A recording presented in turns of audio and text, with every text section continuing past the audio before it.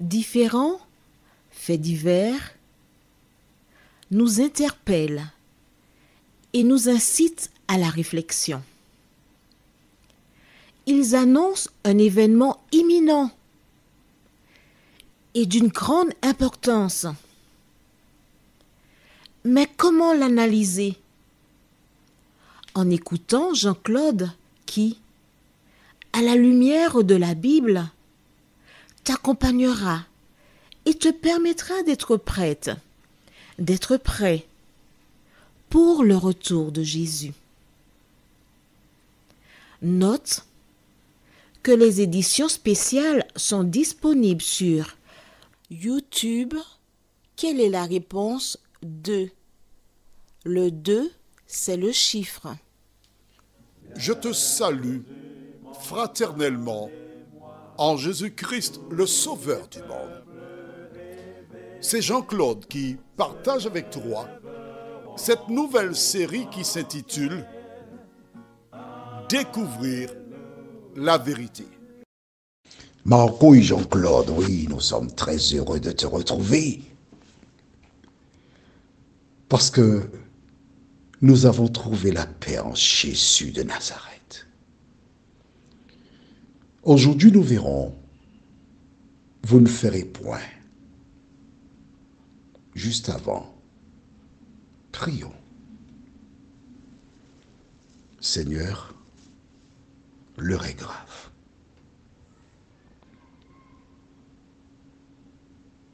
Autour de nous, les nouvelles sont désastreuses. Et nous ne savons pas où nous allons, en tenant compte des lois qui sont votées par les hommes. Mais celles et ceux qui ont placé leur espérance en Jésus de Nazareth savent. Parce que le Sauveur, avant son départ, déclara dans Jean 14, versets 1 à 3, que votre cœur ne se trouble point. Croyez en Dieu et croyez aussi en moi. Il y a plusieurs demeures dans la maison de mon Père. Si cela ne l'était pas, je vous l'aurais dit. Je vais vous préparer une place. Et lorsque je vous aurai préparé cette place, je reviendrai et je vous prendrai avec moi afin que là où je suis, vous y soyez aussi. Éternel, nous savons où nous allons. Et c'est parce que nous croyons en ta parole que nous souhaitons que nos proches, nos amis, viennent aussi pour te rencontrer. Saint-Esprit, merci de nous accompagner. Merci de nous conduire dans toute la vérité. Et que nous puissions, au terme de ce moment, prendre conscience de l'opportunité que nous avons. Nous t'avons prié au nom de Jésus pour ta gloire éternelle. Amen. Rappelle-toi, nous avons vu précédemment que Dieu avait dit à Moïse et Aaron, vous parlerez au rocher.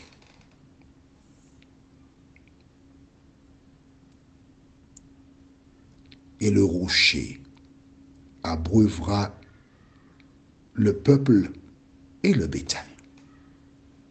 Dieu a donné la réponse, la solution. Et rappelle-toi, Moïse a supporté. Il a déjà beaucoup supporté. Je peux te dire que lorsqu'une personne est impulsive, même si Jésus l'a visité, Et puis on lui tire dessus, on lui tire dessus, on lui tire dessus. C'est du sang qu'il y a dans les veines. Mais le diable, il cherche quelque chose. Que s'est-il passé? Lisons dans Nombre chapitre 20, les versets 9 à 12. La Bible déclare: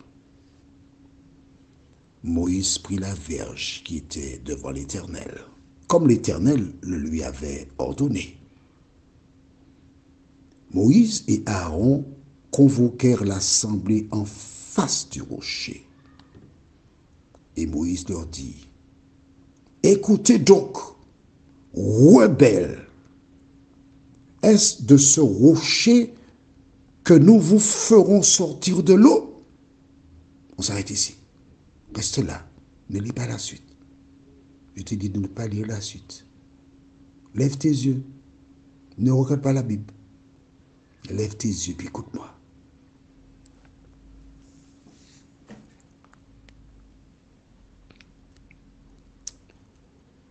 Moïse est fatigué. Moïse est épuisé. À aucun moment, jusqu'à ce chapitre, j'ai lu une personne venir vers Moïse pour lui dire: bon courage, je prie pour toi. Chaque fois que les gens viennent voir Moïse, parce qu'il y a eu beaucoup d'épisodes, c'est pour lui chercher querelle. Moïse n'a rien demandé, non? Moïse était dans un désert avec des moutons, il vivait sa vie tranquillement, sans problème. Dieu l'a appelé, il a répondu à l'appel. Mais il est continuellement harcelé.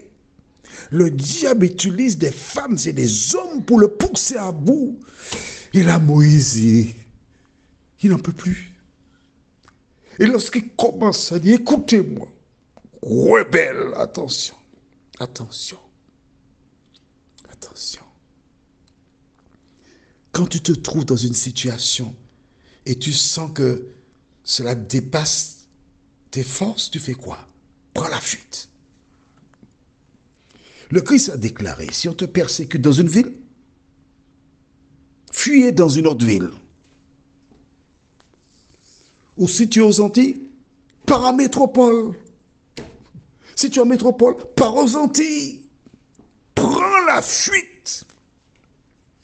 C'est important. Écoute bien ce que je te dis là. Je te donne le conseil, frère. Quand tu sais que par le passé, tu te faisais respecter, comme moi, et tu sais qu'il y a des situations qui pourraient te faire perdre pied, regarde l'histoire de Moïse. Prends le temps pour analyser. J'ai en mémoire ce jeune homme qui avait des difficultés à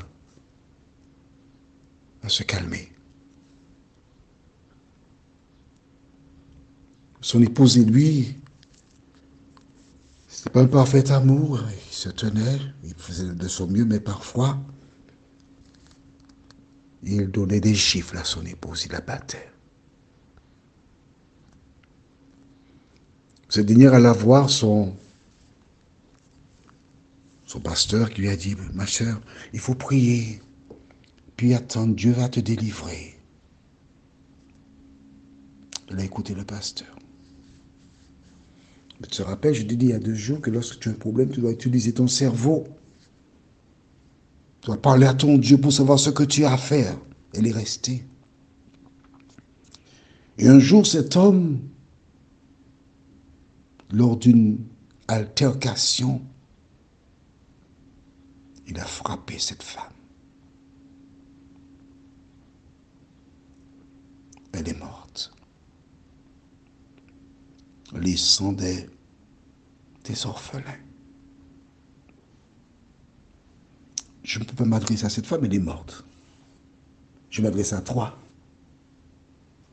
Si tu vis dans un milieu où la violence prédomine, Demande à Dieu ce que tu as à faire. Je ne vais pas te dire de partir. Hein. Ça, c'est ton problème si tu restes là. Je ne te demanderai pas de partir. C'est toi qui dois savoir. Mais je voudrais m'adresser là maintenant aux hommes et aux femmes qui se sont livrés à la violence, qui ont battu, qui ont fait mal aux autres et qui peut-être ont occasionné la mort. Je voudrais te dire que Dieu t'aime. En fait, quand je parle de cette situation, ce n'est pas pour remettre le couteau dans ta plaie, non. C'est pour te dire que ce que Dieu demande, c'est que tu prennes conscience, que tu reconnaisses. Et si tu as demandé pardon, si tu es sincère, même en m'entendant, cela ne doit pas t'affecter. Parce que Jésus a pris ton péché, il l'a jeté au fond de la mer. Et il ne s'en souvient plus.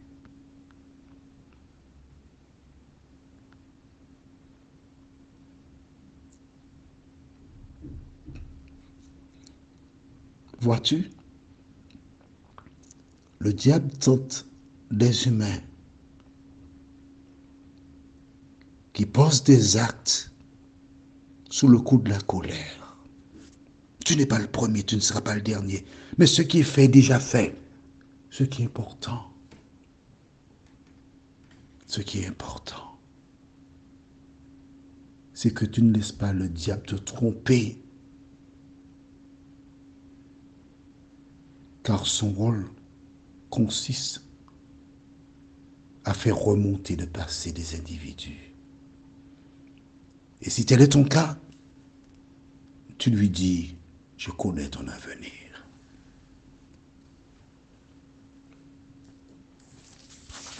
Nous continuons notre récit. Moïse dit, écoutez donc, rebelles, est-ce de ce rocher que nous vous ferons sortir de l'eau? Qu'a-t-il fait? Il a mis en doute la parole de Dieu. Il a douté. Est-ce que je peux sortir de l'eau du rocher? Pourtant, Dieu lui a dit, vous parlerez au rocher et le rocher donnera de l'eau. Le diable a tenté. Il a succombé à la tentation. Premièrement, en énonçant le doute, quand tu commences à faire une chose, le diable t'incite à faire une deuxième chose. Qu'est-ce qu'il fait? Puis Moïse leva la main et frappa 2 fois le rocher avec sa verge. Ça va être ici, garde la page. À défaut de donner 2 coups de bâton à l'un des hommes qui lui cherchaient querelle, il a donné un premier coup de bâton. Il a extirpé tout ce qu'il y avait comme colère en lui. Alors si tu sens que tu vas battre ta femme, écrase la table.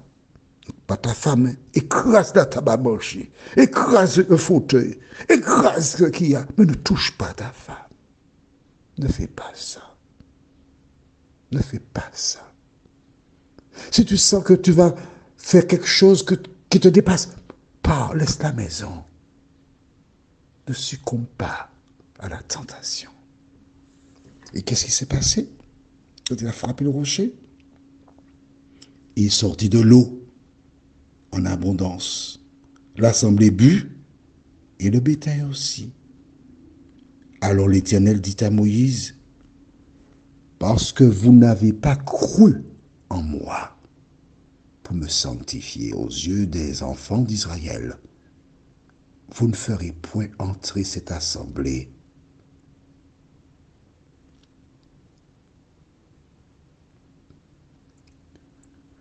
dans le pays que je lui donne.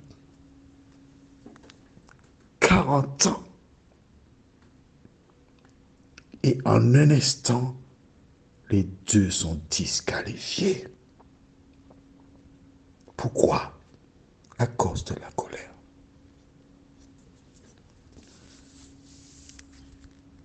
Je m'adresse à toi comme si tu es mon enfant ou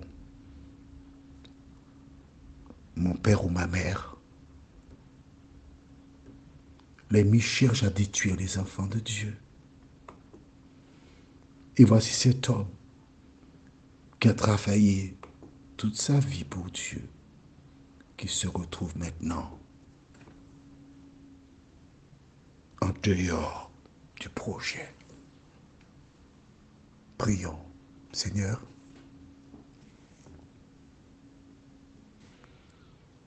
Moïse avait beaucoup progressé sur le plan personnel. Mais l'ennemi savait qu'il était impulsif. Il ne l'a jamais quitté. Il a attendu le moment propice. Et tous nous sommes là avec notre propre caractère. Seigneur, je te prie pour tous les Moïse. Viens les aider à chercher de l'aide auprès d'un thérapeute ou d'un professionnel quelconque. Fais-nous du bien, nous t'en prions. Au nom de Jésus, pour ta gloire éternelle. Amen. Que l'Éternel continue de te bénir.